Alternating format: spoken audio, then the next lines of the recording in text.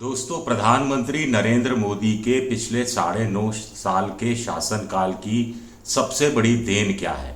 सबसे बड़ी देन है कि मोदी ने बुरे किस्म के दो तरह के हिंदू तैयार किए हैं, जो देश का बेड़ा कर रहे हैं, बेड़ा गर्क कर रहे हैं, जो प्रधानमंत्री मोदी की छवि को नुकसान पहुंचा रहे हैं। लेकिन चूंकि ये चुनाव जीतने में आसानी हो रही है, इसलिए मोदी जी ये सब बर्दाश्त कर रहे हैं, या बर्दाश्त करने के बजाय ये कहा जाए कि बढ़ावा दे रहे हैं। तो ये दो तरह के बुरे हिंदू, बैड हिंदूज कौन है? नमस्कार, मैं हूं आपका दोस्त विजय विद्रोही। आप मुझसे जुड़ चुके हैं, इसके लिए आपका तहे दिल से शुक्रिया। और अगले 8-10 मिनट में आपसे जुड़े रहने की कोशिश करूंगा। सनातन की बात हो रही है, नया मुद्दा मोदी जी को मिल गया है। मोदी जी ने लाभार्थियों की बाकी बातें करना हाशिए पर छोड़ दिया है और यही कह रहे हैं कि सनातन की बात जो इंडिया ने की है उससे गुलामी की 1000 साल की याद दिला रहे हैं। और एक होकर लड़ना है, सबको मिलकर, सारे हिंदुओं को एक होकर लड़ना है, सबको हिंदू बन जाना है, सबको सनातनी बन जाना है, मोदी जी ये कह रहे हैं। और इंडियन एक्सप्रेस ने, तवलीन सिंह ने आज एक खूबसूरत आर्टिकल लिखा है जिसमें वो कह रही हैं कि मोदी के कार्यकाल में दो तरह के बैड हिंदू सामने आए हैं। एक वर्ग पहला है जो इंटेलेक्चुअल इलीट का है, यानी पढ़े लिखे बुद्धिजीवी अमीर वर्ग के ऐसे बुरे हिंदुओं का है जो जहरीले हैं, जो नफरत फैलाते हैं। और वो हर जगह ये लिखते हैं कि साहब जो हमारे साथ नहीं है वो एंटी नेशनल है, देशद्रोही है, हमारे खिलाफ है, सनातन धर्म के खिलाफ है। और ये जो विचारधारा है ये दूसरे किस्म के बुरे हिंदुओं को प्रभावित करती है। ये दूसरे किस्म के बुरे हिंदू नौजवान हिंदू हैं जो इस विचारधारा को, इस इलीट क्लास के जो बुरे हिंदुओं की विचारधारा है उसको ग्रहण करते हैं, आंख बंद करके ग्रहण करते हैं और फिर नफरती भाषण देते हैं, मुसलमानों के खिलाफ जहर उगलते हैं, दलितों के खिलाफ भी आवाज़ उठाते हैं और कुल मिलाकर गो रक्षा के नाम पर मुसलमानों की मॉब लिंचिंग का काम करते हैं। तो क्या वास्तव में ऐसा ही है? अगर ऐसा है तो इसका तोड़ इंडिया क्या निकाल सकता है, ये सबसे बड़ी बात है। दूसरा है कि इकोनॉमिस्ट में एक आर्टिकल भी पिछले दिनों छपा जिसमें बताया गया कि कैसे साउथ और नॉर्थ, उत्तर भारत और दक्षिण भारत में एक डिवाइड सा है। और डिवाइड किस आधार पर है? डिवाइड इस आधार पर नहीं है कि आर्थिक स्थिति किसकी अच्छी है किसकी बुरी है। डिवाइड इस आधार पर है कि जो दक्षिण भारत के राज्यों के मुकाबले उत्तर भारत के राज्यों में गरीबी ज़्यादा है। एक्सट्रीम पॉवर्टी में, जो घनघोर गरीबी में लोग रह रहे हैं, उनकी संख्या उत्तर प्रदेश में, बिहार में 30 से 40% तक है। बिहार में तो 50% लोग बिलो पॉवर्टी लाइन, गरीबी रेखा के सीमा से नीचे रह रहे हैं। और इन्हीं लोगों के बीच में जाकर मोदी सनातन धर्म की बात करते हैं। इन्हीं लोगों के बीच में जाकर अमित शाह बात करते हैं कि पाकिस्तान में पटाखे जलेंगे अगर यहाँ पर, यानी बिहार में, अगर महागठबंधन जीत गया। और पहनावे के हिसाब से पता लग जाता है कि कौन आतंकवादी है, कौन आतंकवादी नहीं है। इस तरह की जो भाषण है ये उत्तर भारत में दिए जाते रहे हैं, जहां पर 30 से 40% लोग अति गरीबी का शिकार हैं।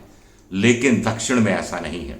दक्षिण में आंध्र प्रदेश हो, चाहे तमिलनाडु हो, चाहे केरल हो, चाहे कर्नाटक हो, वहां पर सिर्फ 10% लोग ही अति गरीबी में, एक्सट्रीम पॉवर्टी में रह रहे हैं। इसी वजह है, यही वजह है कि दक्षिण भारत के लोगों में मोदी का जादू नहीं चलता है, क्योंकि मोदी को वो उग्र हिंदुत्व के नाम पर घृणा फैलाने वाले शख्स के रूप में, एक ब्राह्मणवादी शख्स के रूप में देखते हैं। और उनका सिक्का नहीं चलता है, उनका हिंदुत्व उस ढंग से असर नहीं दिखाता है। और जो स्टालिन जो सनातन धर्म में खामियां गिनाने की कोशिश कर रहे थे, वो भी शायद इसी तरफ इशारा करने की कोशिश कर रहे थे, जिसको मोदी जी अपने स्टाइल में ले उड़े। जैसे कर्नाटक में बजरंग दल को बैन करने की बात थी, उसको बजरंग बली के अपमान के साथ जोड़ दिया गया था। अब सवाल उठता है कि इसमें इंडिया क्या कर रहा है? सिर्फ इससे काम नहीं चलेगा कि स्टालिन का वक्तव्य से हम सहमत नहीं है। इससे भी काम नहीं चलेगा कि हम सर्वधर्म समभाव में यकीन करते हैं। इससे भी काम नहीं चलेगा कि स्टालिन को उनके बयान को उनका निजी बयान, उनकी पार्टी का बयान बता दिया जाए। हालांकि राघव चड्ढा आम आदमी पार्टी के नेता ने कहा कि इंडिया में हर पॉइंट पर, हर चीज को लेकर इंडिया के सभी दल सहमत हो, ये अपने आप में जरूरी नहीं है। लेकिन मैंने मान लिया जरूरी नहीं है, लेकिन जरूरी क्या है? जरूरी कॉमन मिनिमम प्रोग्राम बनाना है। जरूरी ऐसे मुद्दे की तलाश करना है जिससे मोदी सरकार को घेरा जा सके और ये बताने की कोशिश की जाए कि इंडिया ये सनातन धर्म के नाम पर जो विवाद उठाया जा रहा है उसके पक्ष में नहीं है।